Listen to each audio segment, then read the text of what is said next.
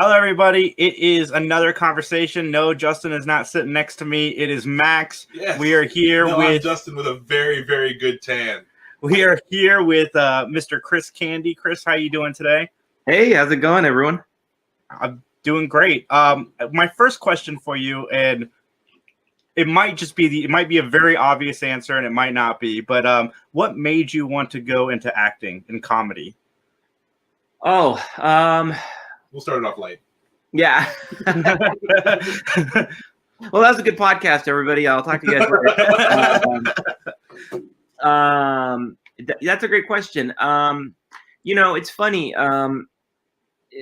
I grew up always like performing, but I went through this phase when I was like a kid where I didn't want to follow in my father's footsteps. He's a really legendary comic named John Candy. I'm sure people know him.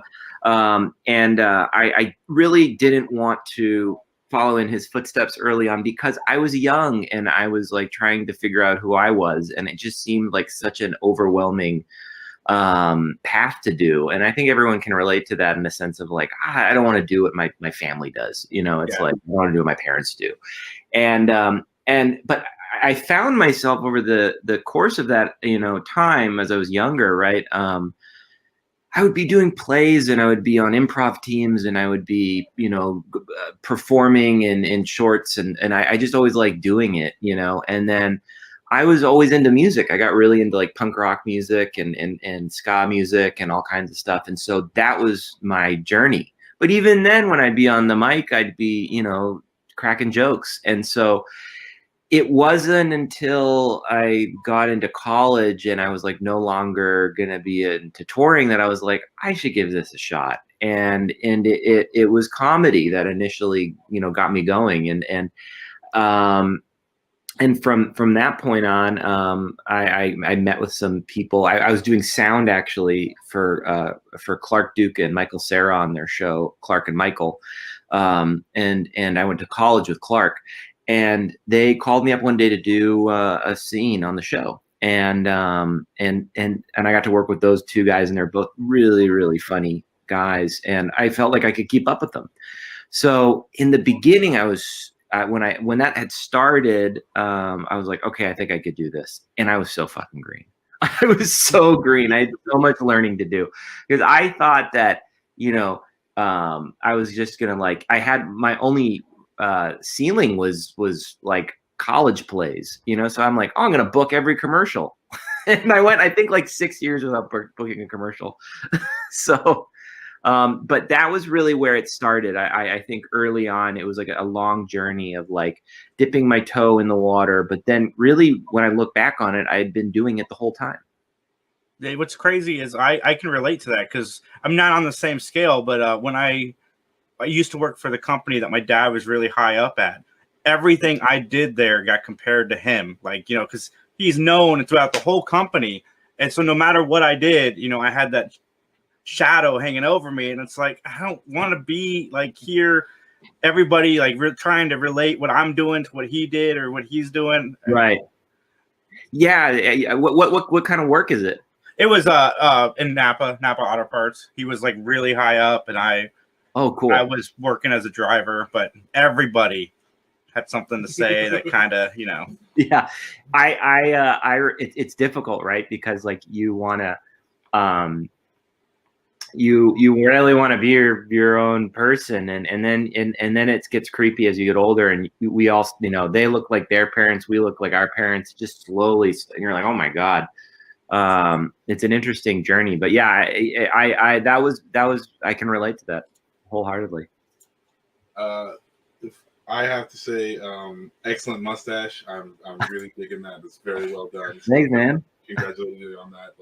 You did a great job growing that. I say on the podcast, there's only like 10 people that can pull off a mustache, and I got to say you're definitely one of those 10. You made the list. Congratulations. Yeah. If I grew a mustache, just a mustache, I'd look like a guy driving a big van. Yeah, that you want to keep your kids away from. So bad. 7 mustache, but no, you pulled off. I'm digging your mustache for sure.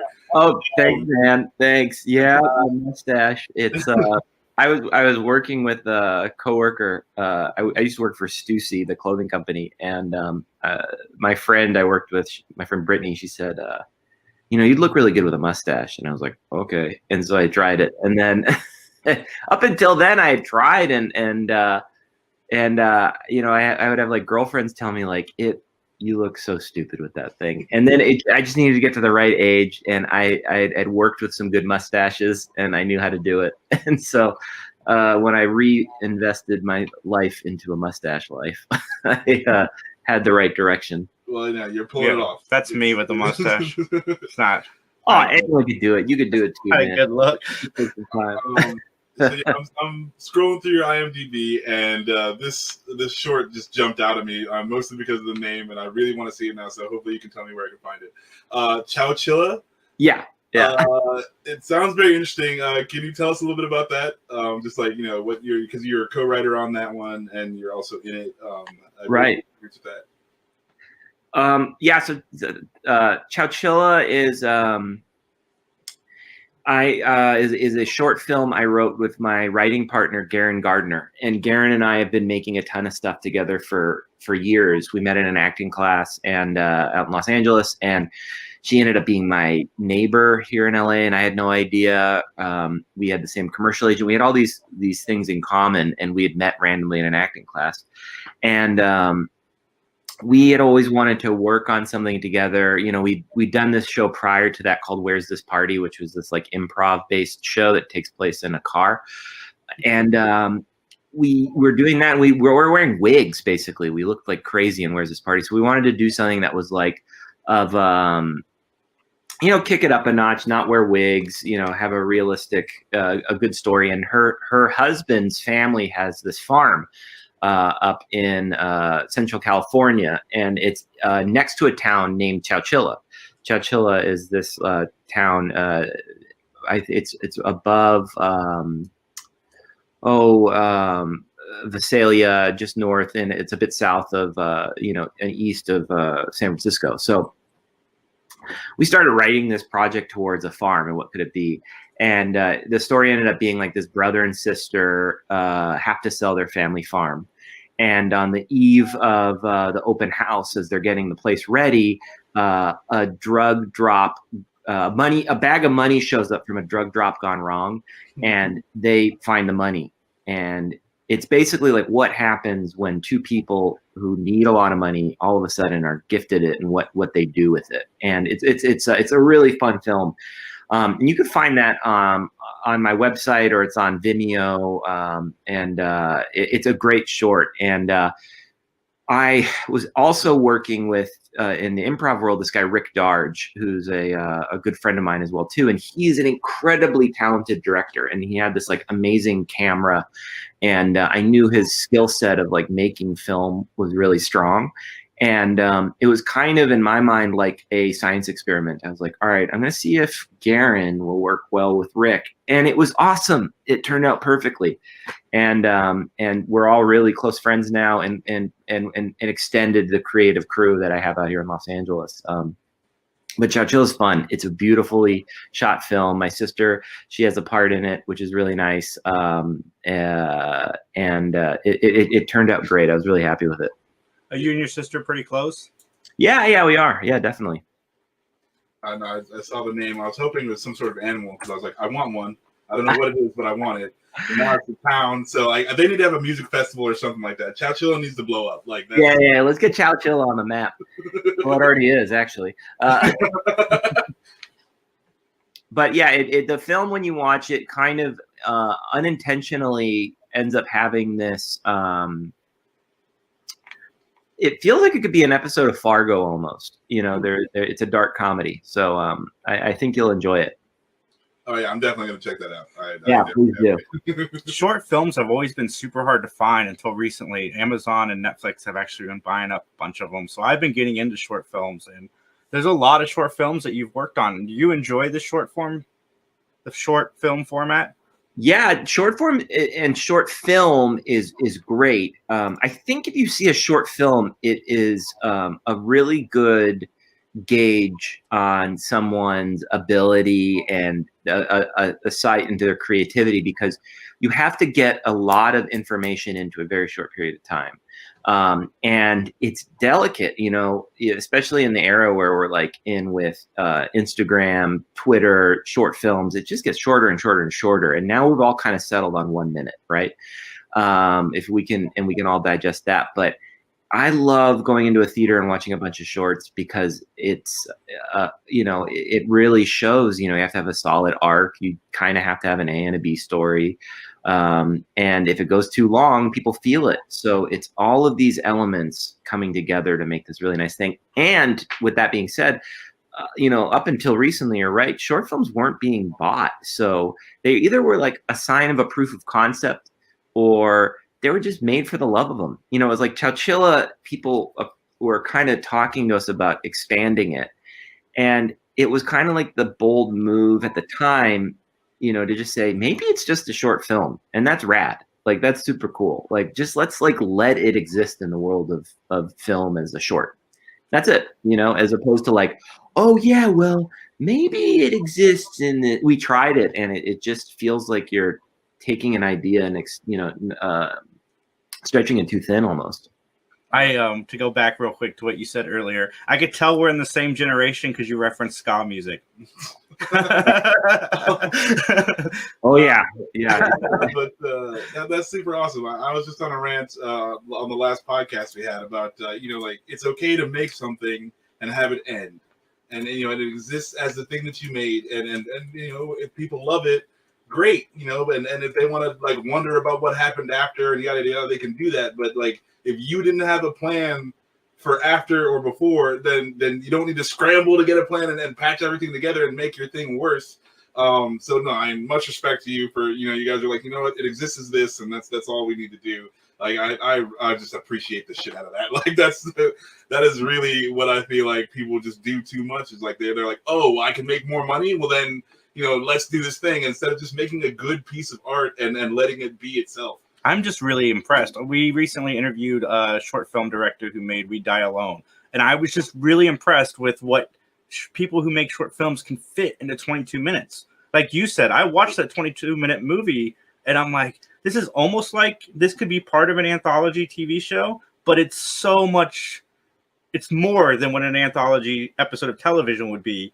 It's so much is fit into 22 minutes. It is so impressive, because it's really hard to introduce characters, have a full arc, and then end the story relatively well. And I respect short film. Yeah, it was a world that I knew very little about. I think if I would be on like a flight to Canada, I would see a couple short films that were like on the in-flight visual system or whatever. But and when you make them, you get into the film festival world, which is wild too. But it is really cool when you get on like a rad block and you get to see all these filmmakers doing something. And it reminds me of being in a band and playing, and you kind of jam out and meet other bands, other filmmakers, what their style is, what they're doing. And there's just, it's rad when you can have that mutual respect from like a creative level, because it's an art form at the end of the day. And at that point, it feels very much like an art form. And as you climb further up the ladder, it's harder to hold on to that memory, and the best people are able to do that and hold on to that creativity. But it like we're talking about, it can get like sucked away, and then the final project could be pretty thin. So let's backtrack a little bit. Where is this party about? So, and again, where can we find it? So Where's This Party is on a website actually called where'sthisparty.com. You can also get all my stuff on it's christophercandy.com. Is I have kind of like a main hub where you can kind of get everything that I've kind of worked on. Again, it was my friend Garen, who I worked with. We were in this acting class and we just gelled as friends, and it was like, let's do something. And it was just like, that was the question. Let's just do something. And I obsess over very weird details, elements, tones, And growing up in LA and it kind of being exposed to like, a glitzier side of LA from time to time, I would see like the bizarreness to what Beverly Hills is. Like there is this bizarreness to it where it's like on the outside looking in, it's like, oh, it's the fanciest neighborhood in the world, right? But there's all of these like, what's the right way to put this? These like weird lowlifes who kind of also like all hang out at like hotel bars there, and they've got the fake tan, and maybe they like, know the producer of, Under Siege, or, they're like, it's like very rooted in the 80s and the 90s. And I was like, what if we did a show with like these two Hollywood low-life producer director types? They're a couple, and the show is they're going and they're meeting someone at one weird Hollywood event, and they're driving them to another Hollywood event. So they pick up, a wardrobe, wardrobe stylist at a SAG-AFTRA event, and they're going to they're giving that person a ride home, or they're heading to, an after party at, Mickey Rourke's house or something like that. And what would it, and then what if these two were trying to get something out of the person in the back seat? So we had it where these two were, Richard and Lou were the couple, and Richard had written a movie called Red Rover. And Red Rover was about a dog that witnesses a murder.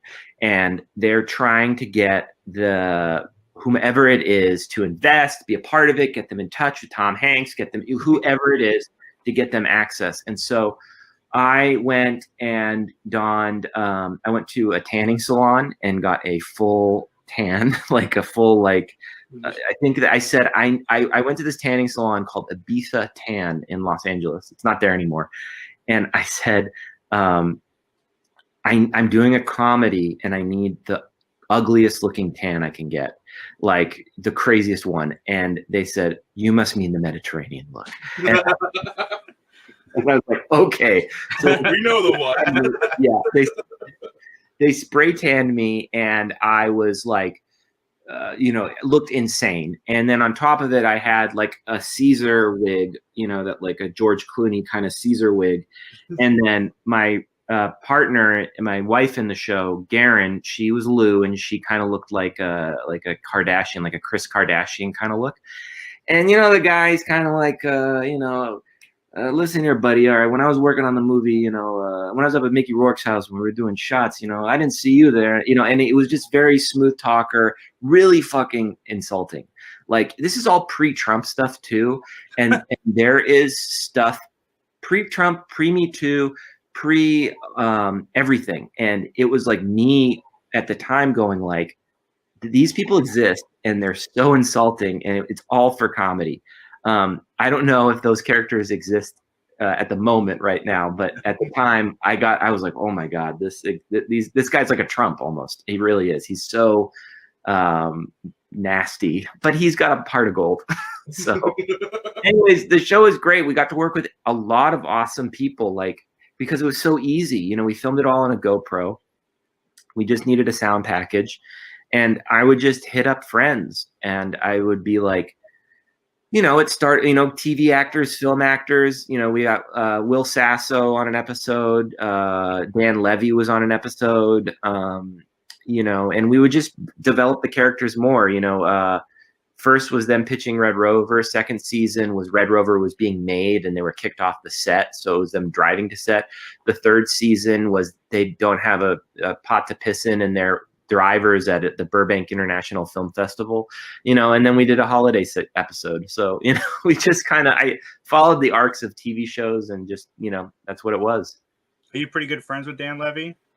Yeah, Dan and I are totally cool. I grew up with his family and our families being really close. So I remembered when I was a kid hanging out with him a few times, and then over the years have reconnected, and he's such a nice guy. Yeah, I'm really, really happy for the success and that Schitt's Creek had. And they're just that whole family, his sister Sarah and his parents are just really lovely, beautiful souls.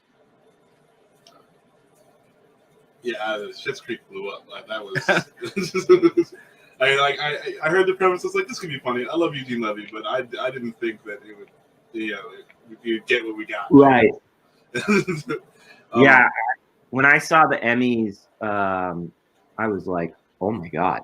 Right? Was there anything else up for an Emmy? I didn't were they just running solo the whole time?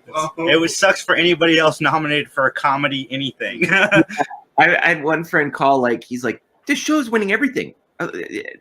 These guys are cool, right? And I'm like, dude, they're the best. They absolutely deserve everything. It was, yeah. And, I'm fortunate with my father's world, and being able to be around these people and throughout my life. And, I couldn't be luckier in a sense of getting to see some of these people work up close, and it's awesome. Catherine O'Hara is one of the funniest human beings on planet Earth. There's something that makes me absolutely happy to hear that you and Dan Levy are really close. That's so cool. We are, he's a busy guy these days, but he's definitely someone who, returns a text and is always super nice. So I got to ask you about 6 Feet Apart. It came out this year. 6 Feet Apart. Oh God. Yeah. Okay. So 6 Feet Apart isn't out yet. It's in post-production. Okay. And it is basically a show. It's a movie. This project, quarantine happens, and we all go into lockdown. And about 2 weeks into the lockdown, my friend JJ, she texts me and she says, "Are you interested in doing a feature film during the lockdown?" And I said, "Sure." No one can come in here. And I live in a pretty small studio in LA. And they said, no, we're gonna drop a camera off, a lighting package and a sound package, and we're gonna do this film. It's gonna be 2 weeks. It'll be awesome. Okay, cool. So I meet this woman, Jessa Zabruka, I believe that's how you pronounce her last name, and she's a writer director, and she is really, really kind, really, really talented. She says that her partner, her boyfriend, has this production house in Los Angeles with a ton of gear. Are you interested? Sure. What's it about? Well, it's like a rom-com about a couple that live in the same building and they fall for each other. They matched on a dating app and they never followed through with it. And then they realized they live in the same building and it's the day before lockdown. Yeah, sure. Let's do it. My character is myself, more or less, but a very, very nervous, germophobic, hypochondriac, always getting in his own way. Character's name is Chris. And I embarked on what was like a 6-month process of making a film because I had to do everything. We had a DP and a director on a Zoom call. And then I had to set the camera, set the shot up, make sure it was in focus. I would go around and I would, videotape with my cell phone, the image that I had pre-recorded to set up the shot. It would take maybe an hour and a half to set up a shot sometimes, and you get 1 or 2 takes. And it's a functional kind of film in regards to the medium. We use Zoom recording, cell phone recording, and very nice camera film or digital film, and it all hybrids together. And so I'm really excited to see it. I think she's right now just finishing. I know the edit's locked, and I know she's in sound and color right now. So that's something that we're hoping to get out pretty soon. That's a great film. I was happy with that one too because I got to put some friends in that one, people I worked with in acting class. Nanan Visser, I think that's her last name. I'm saying it, but she was on Star Trek Deep Space Nine, I believe, was the show. Yeah, so got random people in it, but it was all like labor of love, super fun getting people in the mix, and ended up getting a feature film out of quarantine. So. That's awesome. I've been really digging. People have been really creative with the format of Zoom. Totally. Yeah. It's in a time where everyone was like not sure what was going to happen. We all figured it out. We figured out a way to talk to people, communicate, make things. And that's really cool too. Like you said, it's very multi-formats, but you had to do, now you're wearing 4 hats because you got to set up all your own stuff. So like that's really interesting to me. Like, do you feel like you've grown more from that? Like just because you had to do all these things? Sure. Yeah. And it makes you appreciate, I always have, but it really makes you appreciate like when it's a collective effort. Everyone's really working together to make a thing, and I did sound at a college, so I always had an appreciation for sound. But even from the actor to the writer to the director to the lighter to the gaffer to the grip to all of these things, they all play like a pretty crucial role. And I think I was just very humbled, and I also, it was like a big testament to patience, because you just had to have it, because we were birthing the baby as it was coming. We'd never know. We were one of the first productions, period, that was working. And we were like, we would get notes from people on other shows that were like big shows, and they would be like bumping into the same problems we were bumping into. So I'm really happy for that one to come out. But I'm happy it's also taking its time in order to get the edit and the sound right. We don't have the money like a Netflix or anything like that. So. Trying to get that Hulu money. Yeah. Well, hopefully she's able to sell it. That's a good thing. We're at a moment right now where people are just open to buying things. So I have a sense that it will find a nice home when it's packaged and ready to go. Yeah, it's any sort of media is, I think, at a premium right now, just because people are you've watched everything. You've had all the time to sit at home and watch all this stuff, but now what? It's pretty crazy. How have you been? Obviously you've been working a little bit during the pandemic. How have you been? During all this craziness. Dude, I've been like riding all the fucking feelings, man. It's like I think that's the trick with this. It's like I'm a runner, so I'm like, once I felt and figured out how to like do that safely, and I realized I could run with a mask on and all that stuff, I was able to that was crucial, just get out there and hit that up. And then, we're in a surge right now in LA, so it's like it's a little different right now. Like everyone's a bit more precautious in regards to how they're getting out there and what they're doing. A lot of people aren't doing Thanksgivings together and all of that. It's a different time, but I look back on it going I was really fortunate this summer. I got to go to my nephew's birthday. I got to have a small little backyard birthday. My mom, we did a backyard thing. It makes those moments even more precious and cool. But then dude, the first couple months were brutal. It was and I was just fortunate that I kicked into writing mode and podcast mode and film mode to do stuff. So. Are you doing your own podcast?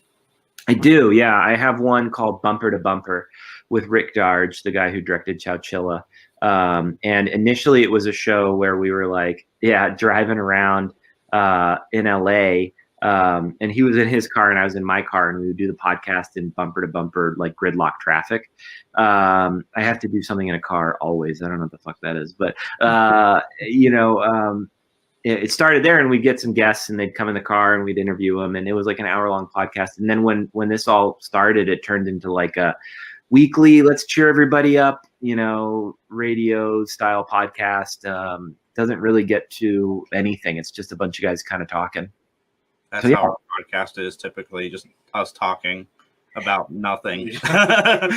It's great though, because some people need structure, and then other people just want to put something on the background and listen, and I totally love those. They're calming for me when I can just listen to people kind of have a convo. Yeah, we don't even talk to each other during the week. We just wait until it's recording time. These are the topics. Don't say anything. Don't say anything.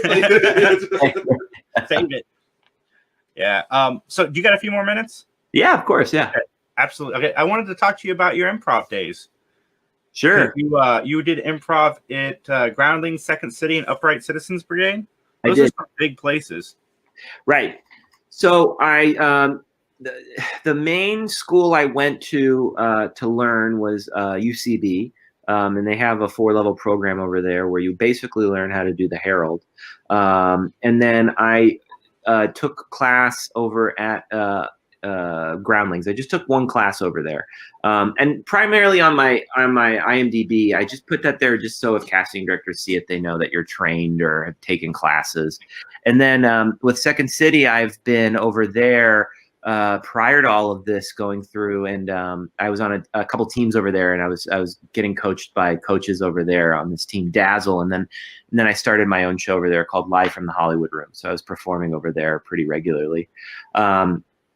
But I studied there, but I remember I had this improv coach, this guy named Johnny Meeks, and he was my kind of first improv coach I had, where I was able to just kind of ask him, like, how do you do this? Like I know how to be in a band because I've been in bands forever, but how do you do this? And he just said, this is what you do, man.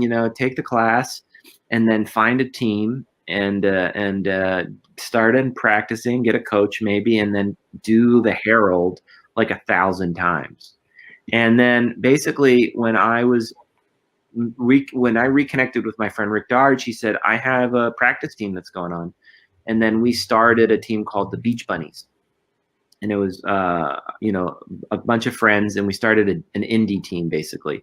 And I cut my teeth pretty hard with them because we had tried a bunch of different coaches, and we just played all the indie spots around LA. And for me, that was a very awesome time. It was like 2 years of my life where it was like every Saturday night we'd go play this one show and then go to bars and hang out, and it was super duper fun. And I really learned a lot just from getting up there and doing it like a billion times, kind of like what my teacher had said.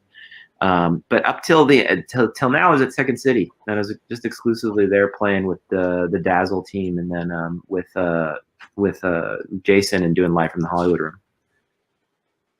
What is the Herald? So the Herald is basically it is a structured improv where it's got several beats that are going on in it. So it's like you have your first beat of a scene. So it's a specific structure. So it's like 3 levels, or I guess 5 levels, and it's like 3 first beat scenes, a group game. The second scenes are revisited in the second beats, basically.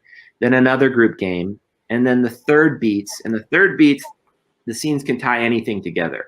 So if I'm in the first round of a scene and I start a scene where I am a chef and I'm cooking, and I'm arguing with my brother, we could take that argument, we could take that relationship, we could take the same characters, and in the second beat, develop that same scene, or have another scene about fighting brothers, or have another scene about whatever, and that would be the second beat. And then the third beat, I could take anything from anywhere and try and connect those dots. I don't know if that makes sense, but yeah. Basically it's a way of structuring story, and it's just one way to do improv.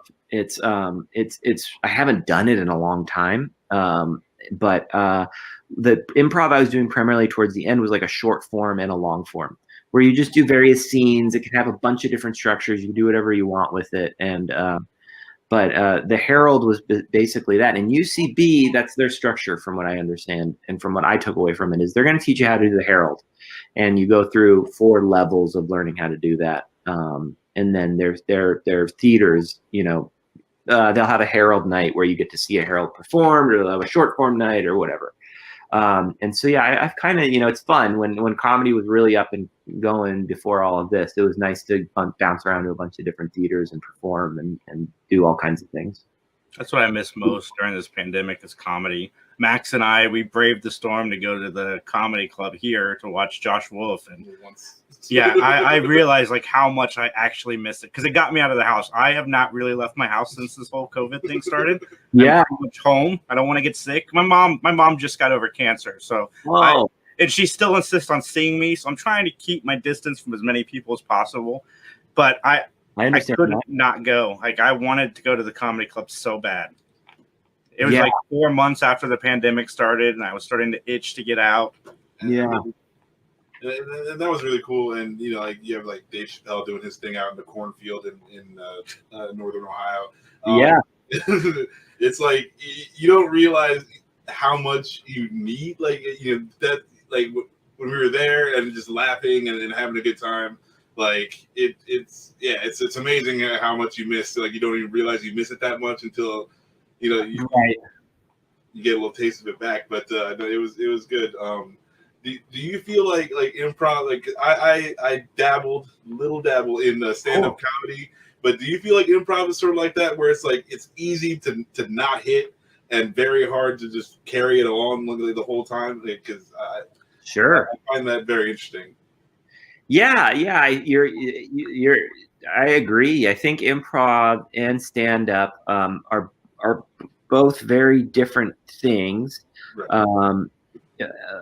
You know, a lot of people think that there's a similarity to them because it's under the veil of comedy, right? And I think I hosted a comedy show once where I had to write jokes, but I realized that I'm not a stand-up, and I really respect stand-ups, you know, because it's like they dedicate their whole life to this art form. And it's the same for you know, improv too. Like you have to dedicate, you know, I always say that improv's like a yoga practice.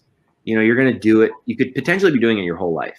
So it's like, there's going to be times, even when you're like at the top of your game, that your hips might still be super tight, you know, because you haven't done it in a while. So yeah, you could be like really good and still suck, you know, in improv. And that's kind of what I like about it. And that's, I think, the same in stand-up. I think from what I understand with stand-up, it's like you got to get into the rhythm and the beat of your jokes and the architecture of your joke and all that, and your set. And in improv, you have to be really attentive, paying attention in the moment. All these big concepts and words people throw at you at classes and schools that like don't fucking hit me when I first hear them. But it isn't until like this one coach, this guy Jason, who I did my show with at Second City, he just explained it so well, and about, you know, tension relief. And it's like, I think that this relates to all performance, but it's like the audience is nervous when someone walks onto stage. They're just like nervous. They're kind of like, all right, what are you going to do? Unless they have faith in you, unless you're like, you know, a huge comedian, you know what I mean? And so if you're just a nobody or a random improv team, the audience is like, haha, yeah, all right. Like, and it's the job of the performer to play with that tension, but really relax everybody and with confidence say like, hey, don't worry, I know what I'm doing. No, and we all know what we're doing. And in improv, we got each other's backs. We're going to watch out for each other. We are going to do our very best to make this funny. And once you get past that element, which a lot of teams miss, and I missed for years, of just like letting everybody know we got this, we're going to perform in front of you, then you can start playing with things. And then you can start playing with the pressure and the tension. And then that's where it could get tricky. A lot of people, I think, jump to the tricky stuff first, which is cool. But, you know, the audience won't be on board. I went to a stand-up night here, actually. And it was at an outdoor event. And I was so surprised. There's some comedians who got it and they were just like, no, everyone's been locked in. I'm just going to please everybody. And then there were some comics who were like trying really difficult material. And I was like, no one was laughing. And I was like, oh man, but that's a stand-up. You know, they want to try. They got to keep working it, you know, and that's the art of it. So, you know, I do know what you're talking about in regards to that feeling of shakiness, because I felt it all the time. I still do. I just think with improv over the times, I've kind of gone like, I think I've got a few little tricks in my back pocket that if it's going south, I can like always turn on like a blowhard, you know, car salesman. All right, everybody. You know, I always like in an improv scene, I always pretend to smoke a cigarette. And I think that I don't smoke, but I think it's because like that's me like calming myself down. So I'll be on stage. You guys watch Westworld last night? And then the audience goes, oh, okay, car salesman, having a break, talking about Westworld, whatever. You know, I don't know. That's my little cheat. That's great, though. I smoke a fake cigarette to make myself feel better. You know, yeah. What the hell are you talking about, buddy? No. I got one more question for you. I used to watch this show every week. You were involved with supplying the voice for Camp Candy. Yeah. I want to know, what was that like going into the vocal booth at such a young age? Well, that's like a different lifetime ago, but it's still a part of my journey, man. My dad, created this show in the height of animation in the early 90s, and I think it was late 80s, early 90s, and he was really, when I look back on his career, he was doing a radio show, he had an animation, he was owner of a Canadian football team. He was really spreading himself out there as a successful businessman, entertainer, whatever you want to call it. And he went into animation and Camp Candy.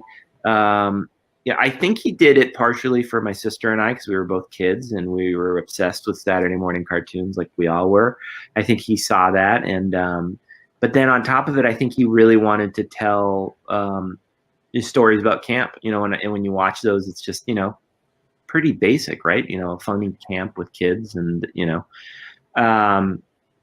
so then it just got to a point where he had such a big heart, and I think he just wanted to involve us. I think it was fun for him, and it wasn't intimidating at all, because he was such a, he was a dad, he wasn't Mr. Perfect, but he was definitely like, had a big heart, and when I look back on that time, it wasn't nerve-wracking at all. And I remember him showing the character that I ended up playing. I saw the animation. I was just thought that was so cool. And I was just, man, I have to say, to share my time on Earth with him and have him be my dad, I was super fucking lucky, man. And it's a beautiful thing. And so I think of moments like that, and where his generosity and his heart just shine through really brightly. Yeah, I love that show, and I was really happy to find out you were a part of it and your sister was a part of it. I think that's really cool. Yeah, we had a farm up in Canada. I mean, we still have land, but there's no house on it anymore. But he would film the bumper spots on the property. So he was always very much trying to, and I understand that, but he wanted to ground his productions in his reality around him, and make involve people and be open and helpful and collaborative with people. So he bought this farm with my mom when he was doing at a Second City, and this was before anything. And then next thing he knows, he's filming spots for Camp Candy there in the early 90s. So he was cool that way, man. I respect that, and I love that. But yeah, it was a fun show, Camp Candy. It was. I was flipping through YouTube the other day, and somebody had it on there. Dude, one of the funny things I was noticing with that was it's a part of the Marvel comic universe.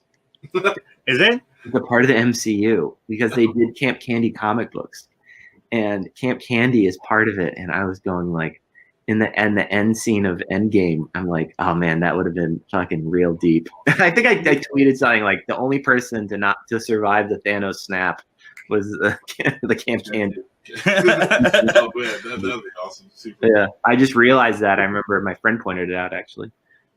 I'm gonna start that Twitter thing. Hashtag Chris Candy for the MCU. Yeah, dude, get that. I think, it didn't trend, but I noticed. I was like, whoa, okay, interesting. Anyway. Max, did you have any questions? No, I'm just like awestruck a little bit. Like it's I'm just very appreciative to have you on, man. You've been super cool. Oh, dude, yeah. I when you reached out, I can't remember. Was it through some story went out or something like that? I know you all of a sudden kind of showed up. It was after your dad's birthday's anniversary. I was doing research on them, and I realized that you and your sister were in the business, and I started looking at your IMDb, and I'm like, man, they seem fascinating. So I reached out to both of you. Oh, cool. Well, I'll let Jen know. I'm sure she's I'm sure she would love to hop on the show. But I have something I want to talk to you about after the broadcast. But where can everybody find you online? It's Chris Candy for you on Twitter and Chris Candy forever on Instagram, and then ChristopherCandy.com is all my website stuff, and you'll be able to navigate through all the stuff we were talking about on those sites. Well, I think I can speak for Max when I say you've got 2 fans here for life. Thank you so fans. much for coming on the podcast. Really respect that, guys. Yeah, that's super nice, and I love talking shop. It's so fun. And everybody, the links to all of Chris's stuff will be in the description of this audio or this video. And thank you guys so much for checking us out. Recycle your droids.